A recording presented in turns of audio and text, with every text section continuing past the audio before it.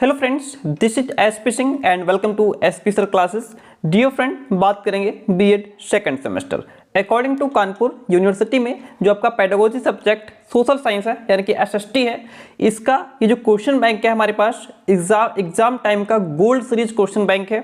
इस question bank को हम लोग आज कवर करेंगे, जिसमें सिर्फ इसकी जो यूनिट फर्स्ट रहेगी उसमें जितने क्वेश्चंस हैं, लगभग 142 कुछ क्वेश्चंस हैं शायद, इनको कवर करेंगे। ठीक है, तो ये जो क्वेश्चन बैंक रहेगा इसके आपको 4 पार्ट मिलेंगे।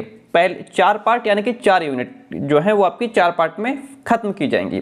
आज हम लोग सिर्फ यूनिट फर्स्ट को कवर करेंगे एंड एक एक क्वेश्चन को ठीक तरीके से समझते हुए चलेंगे। ओके, बीएड सेकंड सेमेस्टर सामाजिक विज्ञान शिक्षण विधि, ये आपका पेडागोजी सब्जेक्ट है और इसमें हम लोग जो है ओनली फर्स्ट यूनिट को आज कवर करने वाले हैं। टोटल क्वेश्चन कितने रहेंगे इस यूनिट में? इस यूनिट में टोटल आपके 142 क्वेश्चंस रहेंगे। चलिए शुरू करते हैं। बाकी जो क्लासेस आपने नहीं देखी हैं तो उनको आप देख लीजिए, कंटिन्यू क्लासेस चल रही हैं आपकी। यूनिट फर्स्ट है और पहला क्वेश्चन आपके सामने है। देखिएगा, क्वेश्चन कहता है कि नागरिक शास्त्र निम्नलिखित में से किस पक्ष का अध्ययन करता है? जो नागरिक शास्त्र है यह समाज में मनुष्य का नागरिक के रूप में अध्ययन करता है। जो मनुष्य है हमारे समाज में, उसका एक नागरिक के रूप में अध्ययन करने का काम नागरिक शास्त्र करता है। ठीक है, बात क्लियर हुई? ऑप्शन नंबर इसमें जो डी है आपका वो राइट हो जाता है। नागरिक शास्त्र क्या है? एक विज्ञान है या कला है? तो जो नागरिक शास्त्र है वो ना सिर्फ विज्ञान है ना सिर्फ कला है, यह विज्ञान और कला दोनों है। तो नागरिक शास्त्र आपका क्या हो जाएगा? नागरिक शास्त्र आपका विज्ञान और कला दोनों है। ऑप्शन को याद रखिएगा, ऑप्शन सी इसमें आपका राइट हो जाएगा। नागरिक शास्त्र कला और विज्ञान दोनों है। निम्न में से कौन सा विषय, इनमें से कौन सा विषय है जो सामाजिक विज्ञान के अंतर्गत नहीं आता? तो जैसा कि आप देख पा रहे हैं आंसर में कि जो दर्शन शास्त्र है ये आपका सामाजिक विज्ञान के अंतर्गत नहीं आता। बाकी आपका नागरिक शास्त्र है, इतिहास है, भूगोल है, ये सभी सब्जेक्ट्स जो हैं वो आपके सोशल साइंस के अंतर्गत आते हैं। जैसे अभी आप बीएड कर रहे हैं, आपके पास टीचिंग सब्जेक्ट सोशल साइंस है। ओके, अब ये जरूरी नहीं है कि आपके पास ग्रेजुएशन फाइनल ईयर में सोशल साइंस ही हो। आप में से बहुत सारे स्टूडेंट्स के पास, किसी के पास शिक्षा शास्त्र होगा, भूगोल होगा या इतिहास भी होगा, नागरिक शास्त्र भी होगा, अलग अलग प्रकार के सब्जेक्ट्स होते हैं। लेकिन बीएड में सब सब्जेक्ट्स को मिलाकर के आपको एक दे दिया जाता है, सब सामाजिक विज्ञान है ना, एसएसटी आपको दे दिया जाता है। तो वो सारे ही सब्जेक्ट्स आपके यहाँ पे इसमें इंक्लूड कर दिए जाते हैं। इसलिए जो सामाजिक विज्ञान के अंतर्गत आपका इतिहास, नागरिक शास्त्र, भूगोल सब आता है। दर्शन शास्त्र इन सबसे अलग हो जाता है। नागरिक शास्त्र वह विज्ञान है जो सर्वोत्तम रूप में संभव सामाजिक जीवन की दशाओं का अध्ययन करता है। ऐसा किसने कहा है? ऐसा एफ.जे. गोल्ड कहते हैं। एफ.जे. गोल्ड का स्टेटमेंट है कि नागरिक शास्त्र वो विज्ञान है जो सर्वोत्तम रूप में संभव सामाजिक जीवन की दशाओं का अध्ययन करने का काम करता है। एफ.जे. गोल्ड से संबंधित ये स्टेटमेंट है। नागरिक शास्त्र के अंतर्गत किसका अध्ययन होता है? नागरिक शास्त्र के अंतर्गत एक नागरिक का अध्ययन होता है, एक व्यक्ति का अध्ययन होता है ना।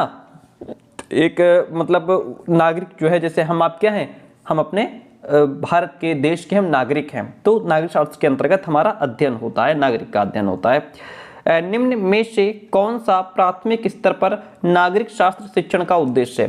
प्राथमिक स्तर पर जो है कि बालक को जो हम नागरिक शास्त्र पढ़ा रहे हैं उसको पढ़ाने के पीछे उद्देश्य क्या है? उसको पढ़ाने के पीछे उद्देश्य ये है कि विभिन्न भौतिक साधनों का ज्ञान बालक को हो जाए, श्रम के प्रति प्रशंसात्मक दृष्टिकोण उसका जो है कि होना चाहिए, एंड राष्ट्रीय भावना का विकास बालक का हो सके, राष्ट्रीय भावना का विकास उसके अंदर हो सके, इसके लिए प्राथमिक स्तर पर नागरिक शास्त्र पढ़ाया जाता है।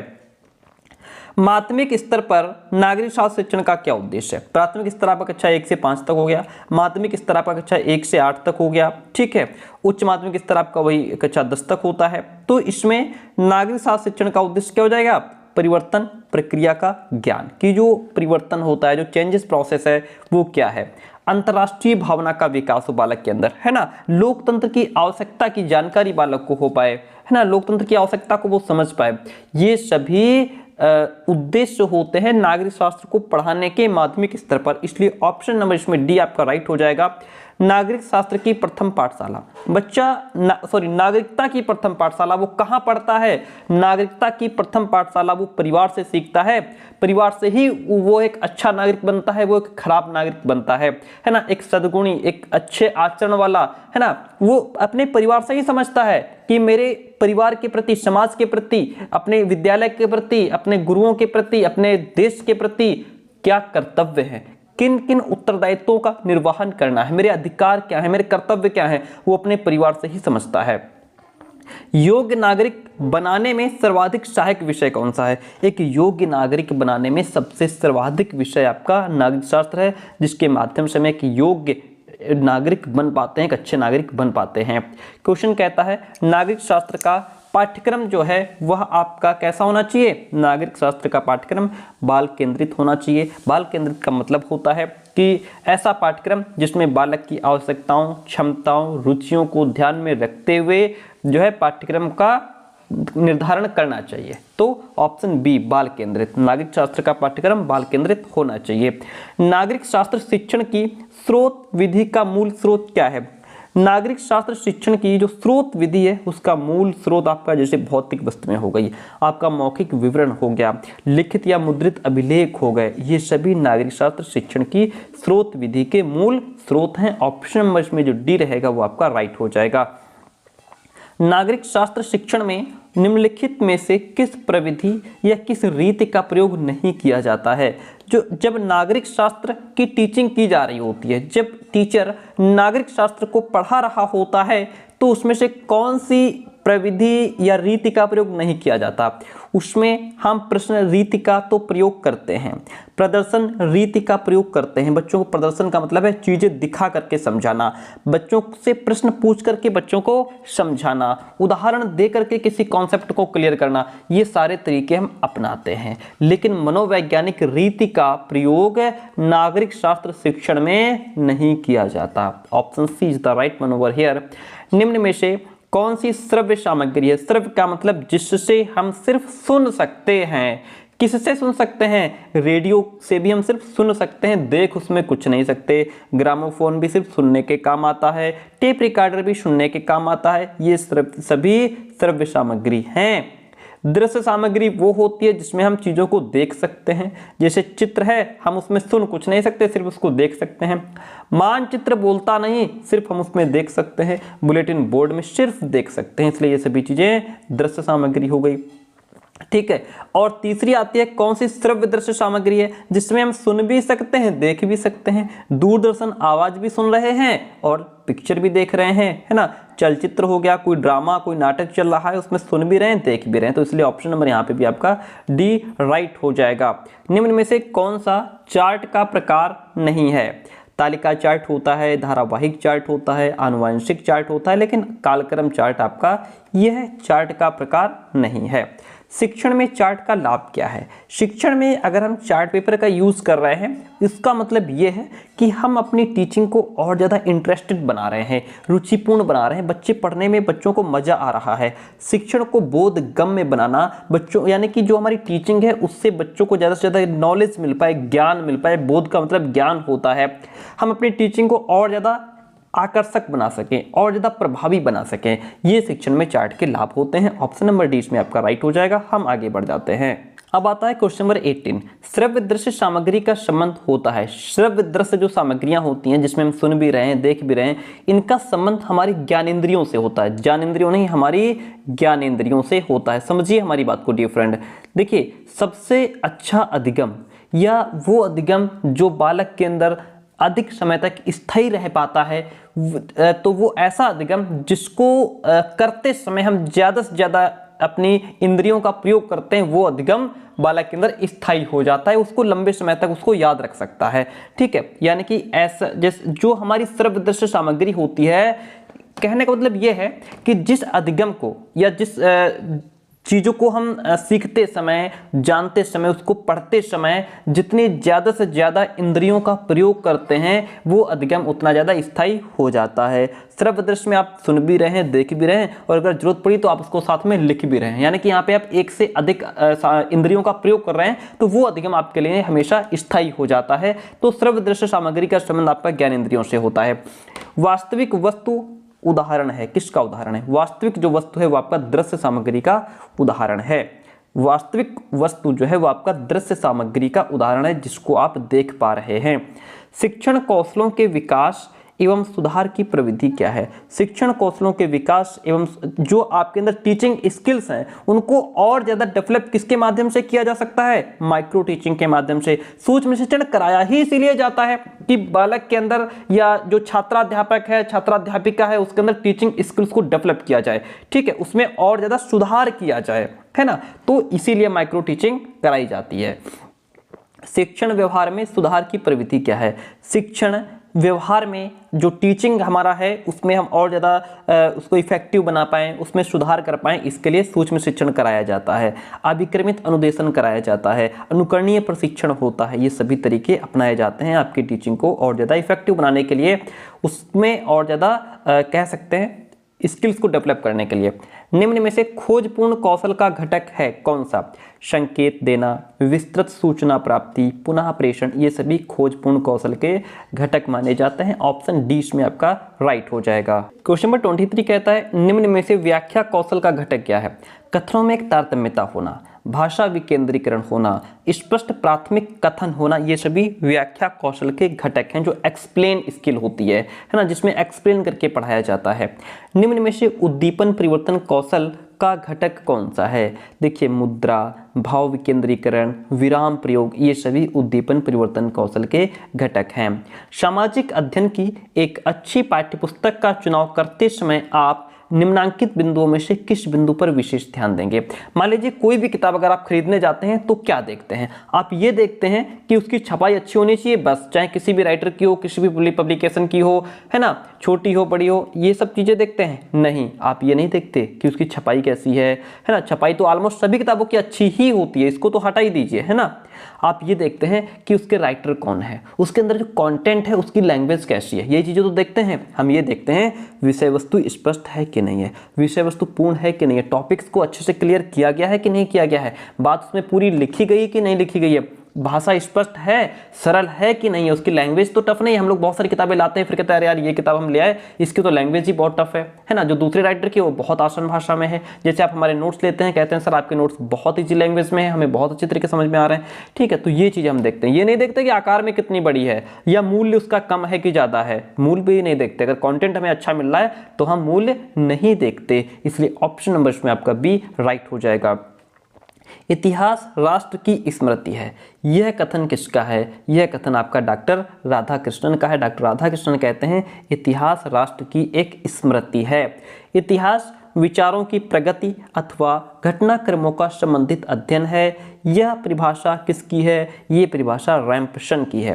रैम्पसन कहते हैं इतिहास विचारों की प्रगति अथवा घटनाक्रमों का संबंधित अध्ययन है। शिक्षा में सहसंबंध शब्द का प्रयोग किसने किया था? शिक्षा में सहसंबंध का प्रयोग करने वाले आपके हर्बर्ट हैं। कौन है? हर्बर्ट ने किया था। चलिए आगे बात करते हैं, सहसंबंध कितने प्रकार का होता है? सहसंबंध आपका 3 प्रकार का होता है।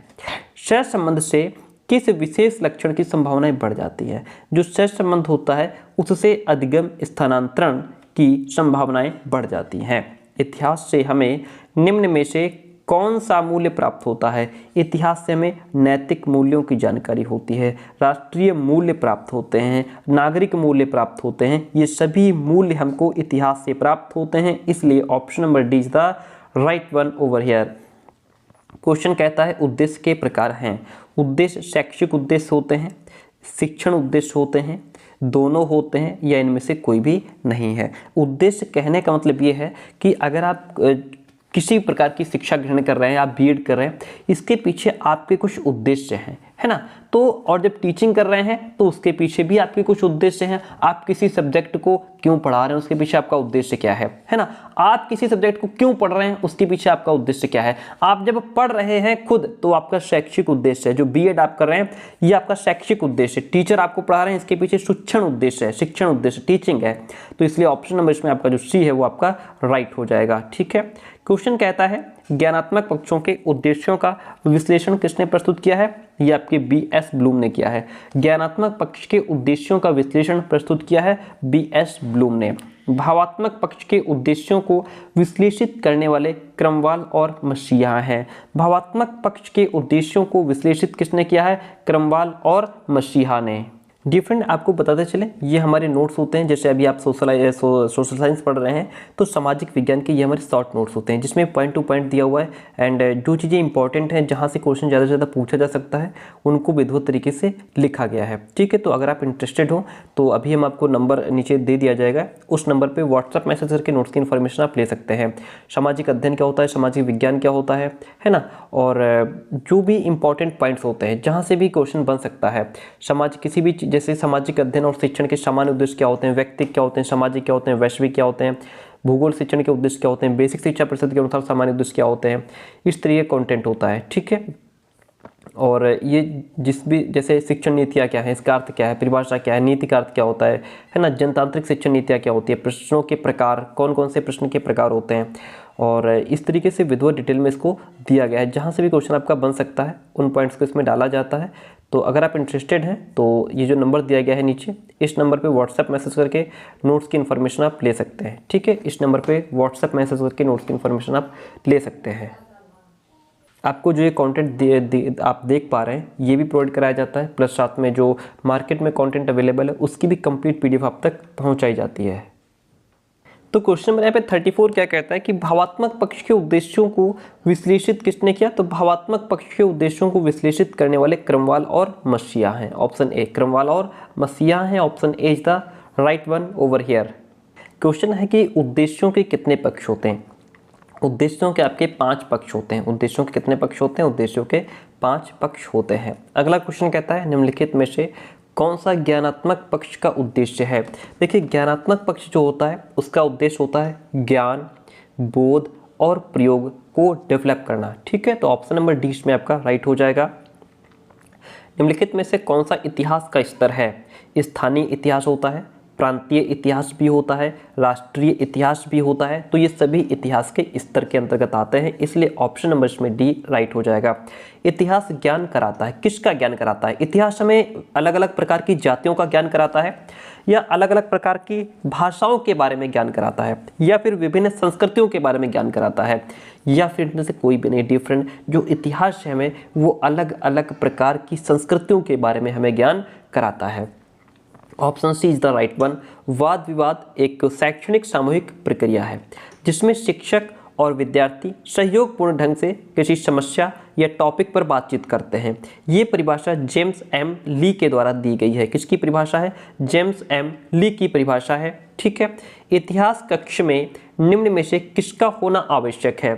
चार्ट का, मानचित्र का, ग्लोब का, या इन सभी चीज़ों का। अगर आप इतिहास पढ़ा रहे हैं, इतिहास का हिस्ट्री का क्लासरूम है, तो जाहिर सी बात है उसमें चार्ट होना चाहिए, मानचित्र भी होना चाहिए। आप अलग अलग प्रकार के देश के बारे में, है ना, उसकी भूगोलिक स्थिति के बारे में, या उसकी जो नदियां हैं, पहाड़ हैं, उनके बारे में आप बताएंगे, है ना। ग्लोब भी होना जरूरी है, इसलिए ऑप्शन नंबर डी आपका राइट हो जाएगा। इन सभी का होना अति आवश्यक है। इतिहास की प्रयोगशाला में निम्न में से क्या होना आवश्यक है। इतिहास की प्रयोगशाला में पुस्तकें जरूरी हैं, श्रव्य दृश्य उपकरण जरूरी है, विभिन्न प्रकार के बोर्ड भी आवश्यक हैं। Option D is the right one. Question number 42 की तरफ बढ़ते हैं। वह कौन सा विषय है जो मनुष्य को जीवन की अनंत आवश्यकताओं का सही चित्र एवं स्पष्टीकरण दे सकता है। वो आपका भूगोल है। ये भूगोल एक ऐसा विषय है जो मनुष्य को अनंत आवश्यकताओं का सही चित्र एवं स्पष्टीकरण दे सकता है। भूगोल को माना गया है। Option C is the right one. आगे बढ़ते हैं। क्वेश्चन कहता है प्रादेशिक भूगोल विद्यालय के किस स्तर पर प्रयुक्त करने की आवश्यकता होती है। तो प्रादेशिक भूगोल जो है वो हम प्राथमिक स्तर पर, माध्यमिक स्तर पर और उच्च शिक्षा पर भी इसको जो है प्रयोग करने की आवश्यकता होती है। Option D. वर्णनात्मक भूगोल किस स्तर पर छात्र पढ़ने में अधिक रुचि लेते हैं? जो वर्णनात्मक भूगोल है किस स्तर पर, प्राथमिक स्तर पर जो है छात्र पढ़ने में अधिक रुचि लेते हैं। गृह प्रदेश के भूगोल का अध्ययन किस स्तर पर महत्वपूर्ण माना जाता है? गृह प्रदेश के भूगोल का अध्ययन अंतःकालीन स्तर पर महत्वपूर्ण माना गया है। भूगोल के अध्ययन से पर्यावरण का विकास हो पाता है, क्योंकि ये एक प्राकृतिक है। भूगोल के अध्ययन से पर्यावरण का विकास हो पाता है, क्यों? क्योंकि यह प्राकृतिक है, प्रकृति से जुड़ा हुआ है। जब हम भूगोल के बारे में ज्योग्राफी बच्चों को पढ़ाते हैं तो बच्चे पर्यावरण को भी समझते हैं, है ना, और उससे पर्यावरण संरक्षण भी होता है, पर्यावरण का डेवलपमेंट भी होता है। भूगोल के अध्ययन से किस भावना का विकास होता है? भूगोल के अध्ययन से बालक के अंदर विश्व बंधुत्व की भावना का विकास होता है। विश्व बंधुत्व की भावना का विकास होता है। भूगोल शिक्षण में सर्वाधिक क्रियाएं की जाती हैं सामाजिक। भूगोल शिक्षण में सर्वाधिक क्रियाएं हमारी सामाजिक होती हैं। अगला क्वेश्चन, शिक्षा के उद्देश्यों का वर्गीकरण किसने किया? शिक्षा के उद्देश्यों का वर्गीकरण B.S. ब्लूम के द्वारा किया गया है। शिक्षण अधिगम प्रबंधन के मुख्य सोपान क्या है? शिक्षण अधिगम प्रबंधन के जैसे नियोजन है, व्यवस्था है, नियंत्रण है, ये सभी शिक्षण अधिगम प्रबंधन के मुख्य सोपान के अंतर्गत आते हैं। शिक्षा के उद्देश्यों का वर्गीकरण किसने किया? शिक्षा के उद्देश्यों का वर्गीकरण जो है शिक्षा के उद्देश्यों का वर्गीकरण क्रियात्मक पक्ष के अंतर्गत किया गया है। शिक्षा के उद्देश्यों का वर्गीकरण क्रियात्मक पक्ष के अंतर्गत किया गया है। रॉबर्ट मेगर की विधि का उपयोग किया जाता है। रॉबर्ट मेगर की जो विधि है इसका उपयोग ज्ञानात्मक उद्देश्यों में किया जाता है। किसमें किया जाता है? ज्ञानात्मक उद्देश्यों में। क्वेश्चन कहता है शिक्षा के उद्देश्यों का मुख्य रूप किसने विकसित किया है? शिक्षा के उद्देश्यों का जो मुख्य रूप है वो आपके B.S. ब्लूम ने विकसित किया है। B.S. ब्लूम के द्वारा शिक्षा के उद्देश्य जो है उनका मुख्य रूप डेवलप किया गया है। ज्ञानात्मक उद्देश्यों को व्यवहारिक रूप में लिखने की विधि देने वाले आपके रॉबर्ट मिलर हैं। ज्ञानात्मक उद्देश्यों को व्यवहारिक रूप में लिखने की विधि को देने वाले रॉबर्ट मिलर हैं। क्रियात्मक उद्देश्यों को व्यवहारिक रूप में लिखने की विधि को देने वाले रॉबर्ट मिलर हैं। यहाँ पे ज्ञानात्मक उद्देश्य है, यहाँ पे क्रियात्मक उद्देश्य है। आगे बढ़ते हैं, क्वेश्चन अगला देखते हैं। इस क्वेश्चन में थोड़ी सी मिस्टेक हुई, उसके लिए सॉरी। यहाँ पे आपके रॉबर्ट मेगर होंगे और इसमें आपके जो है रॉबर्ट मिलर है, इतना ध्यान रखिएगा। ज्ञानात्मक उद्देश्यों को व्यवहारिक रूप में लिखने की विधि को देने वाले रॉबर्ट मेगर हैं। क्रियात्मक उद्देश्यों को व्यवहारिक रूप में लिखने की विधि को देने वाले रॉबर्ट मिलर है। ठीक है, option C is the right one. इसमें क्वेश्चन कहता है बालक के व्यवहार के क्रियात्मक पक्ष से संबंधित उद्देश्यों को विकसित करने का कार्य सन 1992 में हैरो ने किया था। किसने किया था? हैरो ने किया था। क्रियात्मक पक्ष के अनुदेशात्मक उद्देश्यों के वर्गीकरण में उच्चतम वर्ग है, कौन सा है? तो इसमें सांकेतिक संप्रेषण है। क्रियात्मक पक्ष के अनुदेशात्मक उद्देश्यों के वर्गीकरण में जो उच्चतम वर्ग आपका सांकेतिक संप्रेषण है। शिक्षण उद्देश्यों के व्यवहारिक रूप में लिखने में जो तृतीय सोपान है वो आपका संदर्भित मैट्रिक्स निर्माण होता है। डैश शिक्षण उद्देश्यों को व्यवहारिक भाषा में लिखने का उपागम नहीं है, कौन सा नहीं है? तो J.S. मिल उपागम जो है वह शिक्षण उद्देश्यों को व्यवहारिक भाषा में लिखने का उपागम नहीं है। ऑप्शन इसमें डी आपका राइट हो जाता है। लेखन विधि में मेगर ने डैश के वर्गीकरण को आधार माना। किसको माना? ब्लूम के वर्गीकरण को। लेखन विधि में जो मेगर हैं इन्होंने ब्लूम के वर्गीकरण को आधार माना है। ब्लूम के ज्ञानात्मक पक्ष संबंधी कार्यपरक क्रियाओं की सूची में अनुवाद करना क्या है? विश्लेषण के अंतर्गत आता है। किसके अंतर्गत आता है? विश्लेषण के अंतर्गत आता है। ब्लूम के ज्ञानात्मक पक्ष संबंधी कार्यपरक क्रियाओं की सूची में अनुवाद करना विश्लेषण के अंतर्गत आता है। क्वेश्चन कहता है अर्थशास्त्र विषय है। अर्थशास्त्र कैसा विषय है? जो अर्थशास्त्र है व्यक्तिक है, मनोवैज्ञानिक है, दार्शनिक है, व्यवहारिक है। अर्थशास्त्र आपका एक व्यवहारिक विषय है। कैसा है डिफरेंट? व्यवहारिक विषय है। अर्थशास्त्र वह विज्ञान है जो धन की विवेचना करता है। यह परिभाषा J.B. से की है। अर्थशास्त्र भौतिक कल्याण का शास्त्र है। यह स्टेटमेंट प्रोफेसर पीगू ने दिया है। अर्थशास्त्र में इस प्रकार के नियमों का भी निर्माण किया जाता है। किस प्रकार के? सार्वभौमिक। अर्थशास्त्र में सार्वभौमिक प्रकार के जो नियम होते हैं उनका भी निर्माण किया जाता है। अर्थशास्त्र वह है, अर्थशास्त्र क्या है? कला है, विज्ञान है या दोनों है? तो अर्थशास्त्र जो है आपका कला और विज्ञान दोनों है। मनुष्यों की पवित्रता, संतोष और मुक्ति धन से ही प्राप्त होती है। ऐसा कहने वाले महर्षि शुक्र हैं। मनुष्यों की पवित्रता, संतोष और मुक्ति धन से ही प्राप्त होती है, यह परिभाषा महर्षि शुक्र की है। अर्थशास्त्र शिक्षण के व्यवहारिक महत्व को कितने भागों में बांटा गया है? इसमें व्यक्तिगत महत्व और सामाजिक महत्व दो जो है, ए और बी दोनों यानी कि दो भागों में बांटा गया है, व्यक्तिगत और सामाजिक। क्वेश्चन कहता है धर्म या सद्गुण और आनंद धन से ही मिलते हैं, ऐसा चाणक्य ने कहा है। धर्म या सद्गुण और आनंद धन से ही मिलते हैं। शिक्षा में सहसंबंध शब्द का प्रयोग सर्वप्रथम किसने किया था? शिक्षा में सहसंबंध शब्द का प्रयोग सबसे पहले करने वाले हर्बर्ट हैं। समन्वय कितने प्रकार का होता है? समन्वय आपके 3 प्रकार के बताए गए हैं। समन्वय से किस विशेष लक्षण की संभावनाएं बढ़ती हैं? तो इससे अधिगम स्थानांतरण की संभावनाएं बढ़ जाती हैं। निम्न में से कौन सा प्राथमिक स्तर पर सामाजिक अध्ययन शिक्षण का उद्देश्य है? प्राथमिक स्तर पर पूछ रहा है सामाजिक अध्ययन यानी कि एसएसटी पढ़ाने का उद्देश्य क्या है प्राइमरी लेवल पे? तो प्राइमरी लेवल पे जब एसएसटी पढ़ाई जाती है तो उसके पीछे उद्देश्य ये होता है विभिन्न भौतिक साधनों का ज्ञान बच्चे को कराया जाए, श्रम के प्रति प्रशंसात्मक दृष्टिकोण उनके अंदर पैदा किया जाए, राष्ट्रीय भावना का विकास किया जाए बच्चों के अंदर। यही सारे उद्देश्य होते हैं प्राइमरी लेवल पर एसएसटी पढ़ाने के। क्वेश्चन कहता है निम्न में से कौन सा माध्यमिक स्तर पर सामाजिक अध्ययन शिक्षण का उद्देश्य है? तो इसमें परिवर्तन प्रक्रिया का ज्ञान, अंतर्राष्ट्रीय भावना का विकास, लोकतंत्र की आवश्यकता, ये सभी सामाजिक अध्ययन शिक्षण के उद्देश्य हैं, वो भी प्राथमिक स्तर की बात हो रही है। क्वेश्चन कहता है 75 नंबर, निम्नलिखित में से कौन से उद्देश्यों को व्यवहारिक रूप में लिखने की विधि है? तो इसमें रॉबर्ट मेगर विधि और क्षेत्रीय महाविद्यालय मैसूर विधि जो है यह उद्देश्यों को व्यवहारिक रूप में लिखने की विधियां हैं। ऑप्शंस में जो सी है आपका वो राइट हो जाता है। निम्न में से किस विद्वान ने सैन्य अनुदेशन को व्यवहारिक रूप में लिखने का प्रयास किया? वो आपके रॉबर्ट मिलर हैं।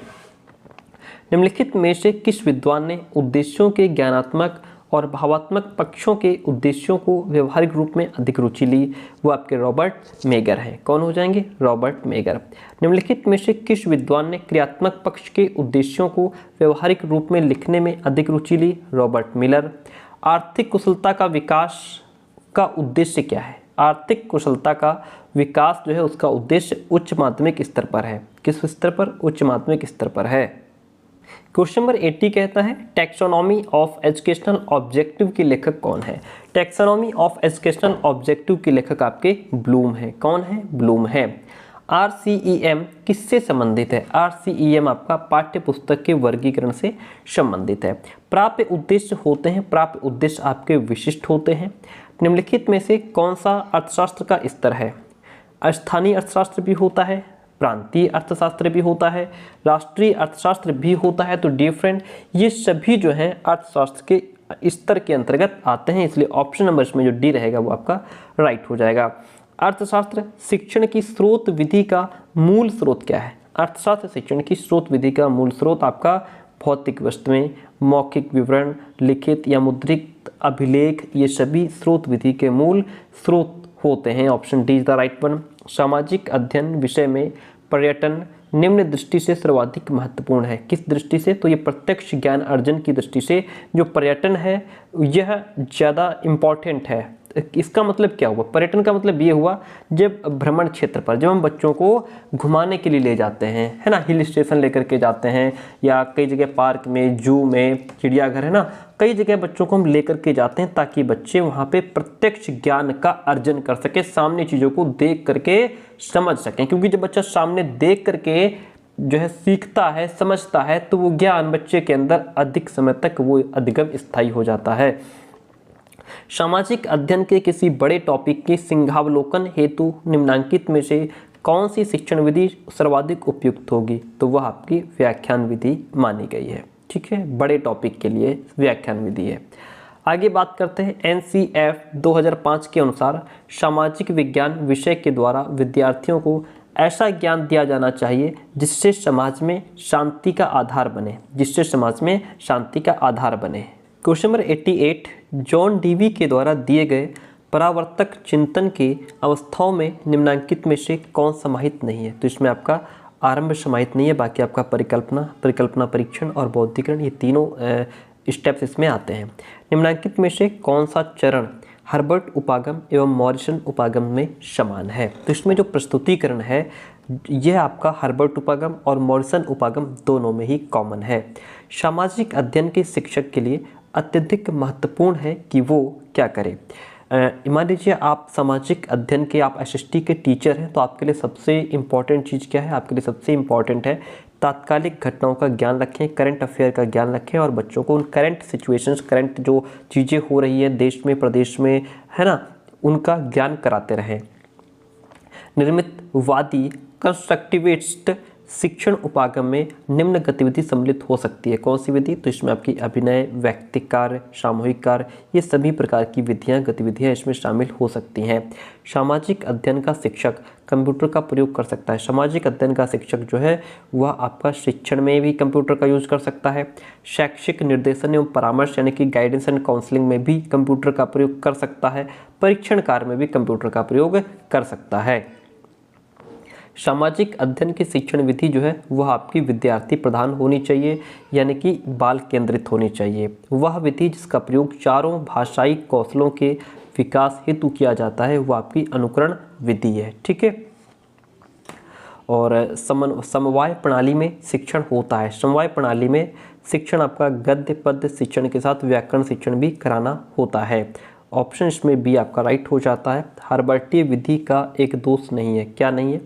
तो इसमें जो है आपका यह शिक्षण के मनोवैज्ञानिक सिद्धांतों पर आधारित है। ये हर्बर्ट विधि का दोष नहीं है, बाकी यह शिक्षक को अधिक स्वतंत्रता नहीं देती है और ये भी इसका एक दोष है।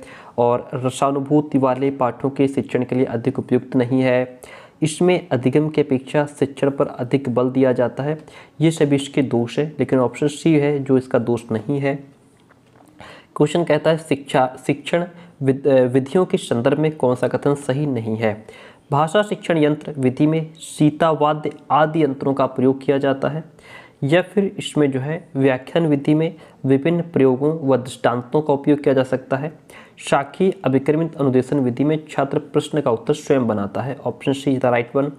पढ़ना सिखाने के लिए साहचर्य प्रणाली का निर्माण किसने किया था? पढ़ना सिखाने के लिए जो साहचर्य प्रणाली है इसका विकास आपके मॉन्टेसरी ने किया था। इकाई किसी समस्या या योजना से संबंध जोड़ने वाली क्रियाओं की समग्रता या एकता को प्रकट करती है। इकाई विधि का जो स्टेटमेंट है ये थॉमस एम रिस्क का है। किसका है? थॉमस एम रिस्क का है। यदि हम चाहते हैं कि विद्यार्थियों का भाषा पर पूरा अधिकार हो तो उन्हें ऐसे लेखकों की रचनाएं पढ़ने को दी जाएं जिनका भाषा पर अच्छा अधिकार हो। यह कथन किस शिक्षण विधि के संदर्भ में कहा गया है? ये भाषा संसर्ग विधि को डेवलप करने के लिए या उसके लिए कहा गया है। ऑप्शन सी इसमें आपका राइट हो जाएगा। द्विभाषी पद्धति का क्षेत्र नहीं है, तो इसमें प्राथमिक कक्षाएं जो है द्विभाषी पद्धति का क्षेत्र इसमें नहीं। Option C is the right one. Question number 102 कहता है सामाजिक अंतःक्रिया स्रोत का प्रतिमान क्या है? सामाजिक अंतःक्रिया जब हम समाज के साथ इंटरेक्ट करते हैं, है ना, तो उसके स्रोत का प्रतिमान क्या है? तो इसमें सामाजिक परीक्षा प्रतिमान, जूरिस्प्रूडेंशियल तथा प्रयोगशाला विधि प्रतिमान, सामूहिक अन्वेषण प्रतिमान, ये सभी जो है सामाजिक अंतःक्रिया स्रोत के प्रतिमान है। तो ऑप्शन नंबर इसमें आपका डी राइट हो जाएगा। शिक्षण के अंतःक्रिया चरण में कौन सी क्रिया सम्मिलित है? तो इसमें आपकी कक्षा के आकार की अनुभूति, सीखने वालों का निदान, क्रिया और प्रतिक्रिया, ये सभी जो है क्रियाएं इसमें सम्मिलित हैं। Option D is the right one. शिक्षण में क्रिया तथा प्रतिक्रिया के अंतर्गत कौन सी क्रिया सम्मिलित है? तो इसमें आपका प्रेरक का चयन एवं प्रस्तुतिकरण, पृष्ठपोषण तथा पुनर्बलन, शिक्षण युक्तियों का विस्तार, ये सभी क्रियाएं इसमें सम्मिलित हैं। ऑप्शन डी आपका राइट हो जाता है। शिक्षण के उत्तर क्रिया चरण में किस क्रिया पर विशेष ध्यान दिया जाता है? तो इसमें आपका शिक्षण द्वारा व्यवहार परिवर्तन में शुद्ध रूप की परिभाषा दी जाती है, मूल्यांकन की उपयुक्त विधियों एवं प्रविधियों का चयन किया जाता है, प्राप्त साक्ष्यों से शिक्षण नीतियों में परिवर्तन किया जाता है। जो भी साक्ष्य प्राप्त होते हैं यदि उनमें किसी प्रकार की कोई त्रुटि है ना, तो उनको और ज़्यादा बेहतर बनाने के लिए फिर उसमें परिवर्तन किया जाता है। इसलिए ऑप्शन नंबर यहाँ पे डी राइट हो जाएगा। शिक्षण का स्तर है, शिक्षण में आपका स्मृति स्तर, बोध स्तर, चिंतन स्तर, ये सभी प्रकार के स्तर होते हैं। Option D is the right one. शिक्षण का प्रारंभिक स्तर क्या होता है? शिक्षण का प्रारंभिक स्तर आपका स्मृति स्तर है। जो स्मृति स्तर है यह शिक्षण का प्रारंभिक स्तर होता है, टीचिंग का फर्स्ट लेवल होता है। शिक्षण का जो अंतिम स्तर है वह आपका चिंतन स्तर होता है। सूक्ष्म शिक्षण का विकास सन 1963 ईस्वी में स्टैनफोर्ड विश्वविद्यालय में किसने किया था? तो ये आपके डी एलन ने किया था। ठीक है, 1963 ईस्वी में स्टैनफोर्ड विश्वविद्यालय में सूक्ष्म शिक्षण का विकास करने वाले डी एलन हैं। किसने कहा है? सूक्ष्म शिक्षण समस्त शिक्षण को लघु क्रियाओं में बांटता है, ऐसा डी एलन कहते हैं।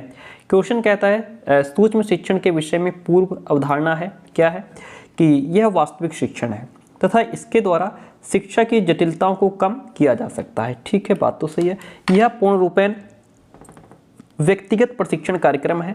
इस विधि द्वारा शिक्षण कौशलों का विकास किया जाता है और प्रतिपुष्टि या पृष्ठपोषण द्वारा अभ्यास को नियंत्रित किया जाता है। ये सारी ही धारणाएं हैं, पूर्व धारणाएं हैं सूक्ष्म शिक्षण के बारे में। ऑप्शन डी आपका राइट हो जाएगा।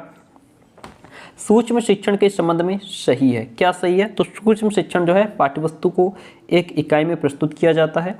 कक्षा में इसमें 10 तक विद्यार्थी होते हैं, है ना, 5 से 10 विद्यार्थी। शिक्षण अवधि 5 से 20 मिनट 10 मिनट चलती है। तो ये सारी बातें इसके सूक्ष्म शिक्षण के बारे में सही है। हम आगे बढ़ जाते हैं। सूक्ष्म शिक्षण चक्र का पद नहीं है, कौन सा नहीं है? दीर्घ पाठ योजनाएं, समूह 40 छात्रों का अर्थात दीर्घ समूह, ये है जो है सूक्ष्म शिक्षण का पद नहीं है, सूक्ष्म शिक्षण की विशेषता नहीं है। ठीक है, बाकी आपका विशिष्ट कौशलों को परिभाषित करना, कौशल प्रदर्शन, लघु पाठ्य योजनाएं होती हैं। लघु यानी छोटी छोटी पाठ्य योजनाएं होती है। लघु छोटे समूह को पढ़ाना होता है। फीडबैक होता है, पृष्ठपोषण जिसे कहते हैं, पुनः नियोजन, पुनः शिक्षण, पुनः मूल्यांकन होता है। ठीक है, ये सारी स्टेप्स हैं, ये सारी विशेषताएं हैं सूक्ष्म शिक्षण की। सूक्ष्म शिक्षण का गुण क्या है? इसके अंतर्गत छात्रों की संख्या कम और शिक्षण अवधि भी कम होती है।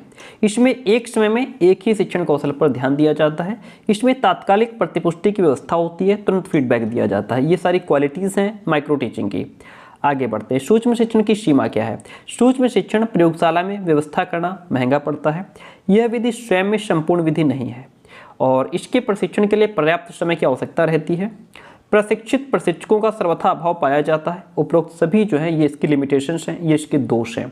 सूक्ष्म शिक्षण का लाभ क्या है? ये व्यक्तिगत प्रशिक्षण की सफल विधि है और इसके द्वारा विशिष्ट कौशलों का विकास किया जाना भी संभव है। इस विधि में तात्कालिक प्रभावशाली प्रतिपुष्टि की व्यवस्था होती है, इसलिए ऑप्शन डी राइट हो जाएगा। शिक्षण विधियों के संदर्भ में क्या सही है? शिक्षण विधियों के संदर्भ में शिक्षण विधियां परंपरागत मानव व्यवस्था सिद्धांत पर आधारित होती हैं। इसके मूल्यांकन का मानदंड पाठ्यवस्तु का स्वामित्व माना जाता है। इसका मुख्य लक्ष्य प्रभावशाली प्रस्तुतिकरण है। तो ये सारी बातें शिक्षण विधियों के बारे में सही हैं। ठीक है, और इसीलिए तो जो शिक्षण विधियां हैं, उचित शिक्षण विधि का प्रयोग किया जाता है ना, ताकि जो हमारा सब्जेक्ट है उसको हम अच्छे तरीके से बच्चों तक पहुंचा सकें। शिक्षण नीतियों का प्रकार, शिक्षण नीतियां जो है आपकी प्रभुत्ववादी नीतियां भी होती हैं और जनतांत्रिक नीतियां भी होती हैं। ओके, प्रभुत्ववादी नीति नहीं है, प्रभुत्ववादी जो है खोज नीति नहीं है। बाकी भाषण है, अभिक्रमित अनुदेशन है, प्रदर्शन है, ट्यूटोरियल है, ये सभी प्रभुत्ववादी नीति के अंतर्गत आते हैं। जनतांत्रिक शिक्षण नीति नहीं है, कौन सी नहीं है? अभिक्रमित अनुदेशन। क्वेश्चन नंबर 121 कहता है जनतांत्रिक शिक्षण नीति है तो पात्र अभिनय, खोज एवं अन्वेषण, गृहकार, ट्यूटोरियल, ये सभी जनतांत्रिक शिक्षण नीति के अंतर्गत आते हैं। आगे बढ़ जाते हैं। ट्यूटोरियल का प्रकार है, ट्यूटोरियल आपका निरीक्षण युक्त अनुवर्ग हो गया, सामूहिक अनुवर्ग है, प्रयोगात्मक अनुवर्ग, ये सभी ट्यूटोरियल के ही प्रकार के अंतर्गत आते हैं। वाद विवाद का प्रकार है, वाद विवाद आपका औपचारिक भी हो सकता है, आपका अनौपचारिक भी हो सकता है। तो ये दोनों ही वाद विवाद के प्रकार हैं। टीम शिक्षण, जिसको समूह शिक्षण का सर्वप्रथम विकास सन 1955 में कहाँ हुआ था? यह आपका ऑक्सफोर्ड विश्वविद्यालय में हुआ था। कहाँ हुआ था? ऑक्सफोर्ड विश्वविद्यालय में हुआ था। टोली शिक्षण की विशेषता क्या है? टोली शिक्षण की विशेषता ये है कि ये सहकारिता पर आधारित है। इसमें 2 या 2 से अधिक शिक्षक शिक्षण कार्य में भाग लेते हैं। इसमें शिक्षण का उत्तरदायित्व एक ही शिक्षक का न होकर के संपूर्ण टोली का होता है।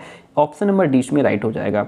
टोली शिक्षण का प्रकार है, एक ही विभाग के शिक्षकों की टोली होती है और एक ही संस्था के विभिन्न विभागों के भी शिक्षकों की टोली होती है। ये अलग अलग टोलियाँ होती हैं। अलग अलग समूह होते हैं। विभिन्न संस्थाओं के एक ही विभाग के शिक्षकों की भी टोली होती है, उनका भी समूह होता है। ये सभी प्रकार का समूह हो सकता है। ठीक है, आगे बात करते हैं। टोली शिक्षण प्रक्रिया का सोपान नहीं है। कौन सा नहीं है? व्यवस्था करना टोली शिक्षण प्रक्रिया का सोपान नहीं है। टोली शिक्षण का लाभ क्या है? अनुदेशन की गुणवत्ता एवं लचीलापन, समूहों का अधिक विशेषज्ञों से सामना, शिक्षकों के व्यावसायिक स्तर का विकास एवं स्वतंत्र बहस के अवसर, ये सभी टोली शिक्षण के लाभ हैं। आगे बढ़ते हैं। टोली शिक्षण की सीमा नहीं है। कौन सी नहीं है? कम खर्चीली विधि, ये इसका दोष नहीं है, ये इसकी कमी नहीं है, ये इसकी सीमा नहीं है। भाषण विधि के संदर्भ में क्या सही नहीं है? भाषण द्विमार्गी विधि होती है, तो जो भाषण होता है ऐसा नहीं है कि ये द्विमार्गी ही है। इसमें भाषण कई लोगों के बीच में हो सकता है, समूह में हो सकता है ना। तो ये फैक्ट कहना कि दो लोगों के बीच में होता है ऐसा नहीं है, ये इसके बारे में सही नहीं है। सामूहिक वाद विवाद विधि के प्रतिपादक आपके हैरी ए आवर स्ट्रीट हैं। सामूहिक वाद विवाद विधि के प्रतिपादक हैरी ए आवर स्ट्रीट हैं। चलिए आगे बढ़ते हैं। आगे बढ़ने से पहले आपको बताते हैं, ये जो हैरी ए ओवर स्ट्रीट हैं, इन्होंने ये जो वाद विवाद विधि का प्रतिपादन किया था, ये सबसे पहले 1929 में किया था। इन्होंने कब किया था? 1929 में। ठीक है, और जो है कि उन्होंने पैनल चर्चा के रूप में इसका प्रयोग किया था। पैनल चर्चा करके भी नाम आ सकता है। चलिए, सामूहिक वाद विवाद विधि का उद्देश्य क्या है? इसका उद्देश्य है समस्या का विश्लेषण एवं सूचना तथा तथ्य प्रदान करना, मूल्यों का निर्धारण करना, जनसाधारण का मनोरंजन करना। ऑप्शन डी राइट हो जाएगा। सामूहिक वाद विवाद आपका सार्वजनिक सामूहिक वाद विवाद भी हो सकता है, शैक्षिक सामूहिक वाद विवाद भी हो सकता है, इसलिए ऑप्शन सी राइट हो जाएगा। सामूहिक वाद विवाद का सैद्धांतिक आधार नहीं है। क्या नहीं है? आधुनिक व्यवस्था सिद्धांत को महत्व नहीं दिया जाता, ये आपका सामूहिक वाद विवाद का सिद्धांत नहीं है। सामूहिक वाद विवाद का उपयोग है, किसमें है? सामूहिक वाद विवाद जो है सामाजिक अधिगम को प्रोत्साहन देता है, ज्ञानात्मक तथा भावात्मक पक्षों के उद्देश्यों की प्राप्ति में उपयोगी है, ज्ञान वृद्धि के साथ साथ छात्रों में समस्या समाधान, तर्क शक्ति, आलोचना करने की क्षमताओं तथा दूसरों के विचारों के प्रति सम्मान की प्रवृत्ति का विकास करता है, इसलिए ऑप्शन नंबर जो डी रहेगा वो आपका इसमें राइट हो जाएगा। अगला क्वेश्चन कहता है सामूहिक वाद विवाद की विशेषता क्या है? सामूहिक वाद विवाद की विशेषता ये है कि इससे समस्या समाधान की क्षमता एवं प्रवृत्ति का विकास होता है। इससे छात्रों में सही दृष्टिकोण एवं अभिवृत्तियों तथा दूसरों के विरोधी विचारों के प्रति सम्मान की भावना का विकास होता है। इससे छात्रों में सृजनात्मक तथा आलोचनात्मक विश्लेषण एवं विवेचन की क्षमताओं एवं योग्यताओं का भी विकास होता है, इसलिए ऑप्शन नंबर जो डी रहेगा वो आपका इसमें राइट हो जाता है। विचार गोष्ठी प्रवृत्ति का उद्देश्य क्या है? जो सेमिनार होते हैं उसका उद्देश्य क्या? उसका उद्देश्य होता है विश्लेषण, संश्लेषण, आलोचनात्मक क्षमताओं तथा मूल्यांकन की योग्यता का विकास करना, अन्य व्यक्तियों के विरोधी विचार और दृष्टिकोण की सहनशीलता का विकास करना। जब वाद विवाद करेंगे है ना, तो उसमें एक दूसरे के विरोधी विचार भी रहेंगे, तो उनका हमें सहनशीलता से समझना है। इससे अपना दृष्टिकोण रखने, स्पष्टीकरण करने और स्पष्टीकरण मांगने के व्यवहारों का विकास होता है, इसलिए ऑप्शन डी में आपका राइट हो जाएगा। क्वेश्चन कहता है विचार गोष्ठी का प्रकार है। विचार गोष्ठी आपकी लघु भी हो सकती है, मुख्य भी होती है, राष्ट्रीय विचार गोष्ठी भी होती है, अंतर्राष्ट्रीय विचार गोष्ठी भी होती है। सूक्ष्म शिक्षण के संदर्भ में क्या सही नहीं है? तो इसमें सूक्ष्म शिक्षण प्रशिक्षण की एक प्रयोगशाला में विश्लेषिक विधि नहीं है, ये इसके बारे में सही नहीं है। हम लोग क्लास में बिल्कुल एंड पे आ चुके हैं। आपसे कहना चाहेंगे क्लास पसंद आई हो तो प्लीज़ वीडियो को लाइक, चैनल को सब्सक्राइब जरूर कीजिएगा। इसका यूनिट 2, 3 और 4 जो है वो भी जल्दी ही अपलोड कर दी जाएगी, आप देखते रहिए। ठीक है, किसके अनुसार सूक्ष्म शिक्षण अध्यापन अभ्यास कक्षा आकार व कक्षा अवधि में न्यूनीकृत अनुमाप है? किसके अनुसार? स्टैनफोर्ड विश्वविद्यालय के अनुसार। सूक्ष्म शिक्षण के संदर्भ में क्या सही नहीं है? तो शिक्षक प्रशिक्षण की वैश्लेषिक विधि नहीं है, ये सूक्ष्म शिक्षण के बारे में संदर्भ में सही नहीं है। ठीक है, तो मैंने आपको बताया कि इसका जो यूनिट 2, 3, 4 है वो भी जल्दी ही आएगा। आप लोग चैनल पर एक्टिव बने रहें, ये नया चैनल है ना, और आपकी जितने भी जो पेडागोजी सब्जेक्ट की क्लासेस रहेंगे वो इसी चैनल पर चलती रहेंगे।